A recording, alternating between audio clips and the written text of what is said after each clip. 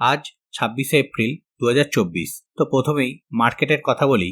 গতকাল US market অনেকটা down হয়েছিল, কারণ জিডিপি গ্রোথ ফোরকাস্টের থেকে অ্যাকচুয়াল অনেকটা কম এসেছিল। কিন্তু আমাদের দেশ অ্যাজ কম্পেয়ার টু ইউএস অনেক ভালো পজিশনে আছে এবং জিডিপি গ্রোথও খুব ভালোই আছে। তো আজকে নিফটি ফ্ল্যাট ওপেন হয়, তারপর থেকেই একটা সেলিং প্রেসার আসে এবং প্রায় 150 পয়েন্ট নেগেটিভে ক্লোজ দিয়েছে। কিন্তু সেই অনুযায়ী আমাদের পোর্টফোলিও রেড হয়নি, গ্রিনেই ক্লোজ দিয়েছে। তো আপনাদের পোর্টফোলিও কত পার্সেন্ট পজিটিভে ছিল একটু কমেন্টে জানাবেন। আমারও প্রায় 1.5% মতো পজিটিভে ছিল। তো এখন যতদিন না ভোটের রেজাল্ট আউট হচ্ছে ততদিন আমার মনে হয় মার্কেট এরকমই ভলাটাইল থাকবে।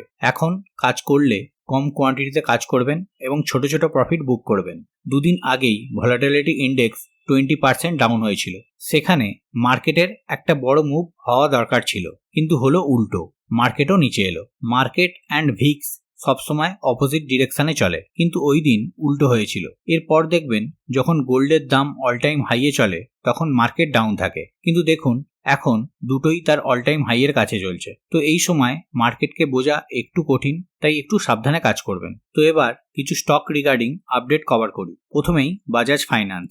আজ প্রায় 8% মতো স্টক প্রাইস ডাউন হয়েছে। তো গতকাল এই কোম্পানির রেজাল্ট আউট হয়েছে, যেটা ইনভেস্টরদের ডিসঅ্যাপয়েন্টমেন্ট করেছে। রেজাল্ট যে খুব খারাপ সেটা নয়, অ্যাকচুয়ালি কোম্পানির ম্যানেজমেন্টের ফোরকাস্টের জন্য এটা হয়েছে। ম্যানেজমেন্ট ফোরকাস্ট করছে এই ফিনান্সিয়াল ইয়ারে গ্রোথ 26 থেকে 28%-এর মধ্যে থাকতে পারে, যেটা আগের বছর ছিল 34%, যেটা আমরা রেজাল্টেও দেখতে পাচ্ছি। তো মার্চ 2023-এ মার্জিন পার্সেন্টেজ ছিল 39%, যেটা কমে মার্চ 2024-এ হয়েছে 35%। মানে প্রত্যেক কোয়ার্টারে 1% করে ডিগ্রোথ হয়েছে। তো এত বড় কোম্পানি যদি ফোরকাস্টই খারাপ দেয় তাহলে শেয়ার প্রাইস নিচে তো আসবেই। তা সত্ত্বেও কিছু ব্রোকারেজ কোম্পানি পজিটিভ রেটিং দিয়েছে, যেমন এমকে বাই রেটিং দিয়েছে এবং টার্গেট 9,000 টাকার লেভেলে রেখেছে মার্চ 2025-এ। এছাড়া রেলিগিয়ার ব্রোকিং এই কোম্পানিতে বাই রেটিং দিয়েছে এবং টার্গেট 8,861 লেভেলে রেখেছে। এইগুলো সব এক বছর পরের টার্গেট প্রাইস।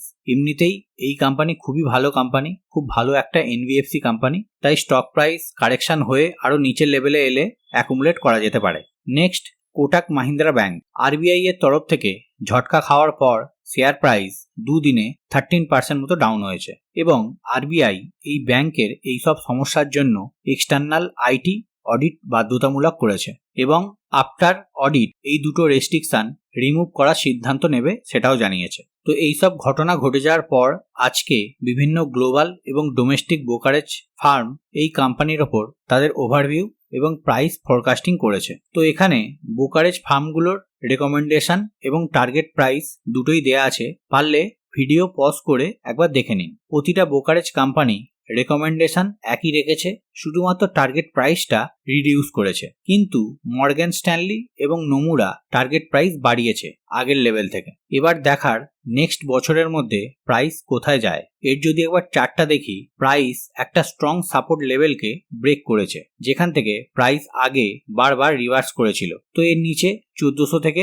1520 লেভেলের মধ্যে একটা সাপোর্ট জোন আছে। আশা করি ওখানে সাপোর্ট পাবে এবং ওখান থেকে রিভার্সও করতে পারে। Next, Indigo. স্টকটা থামারই নাম নিচ্ছে না। আজকেই প্রায় 3% মতো শেয়ার প্রাইস বেড়েছে।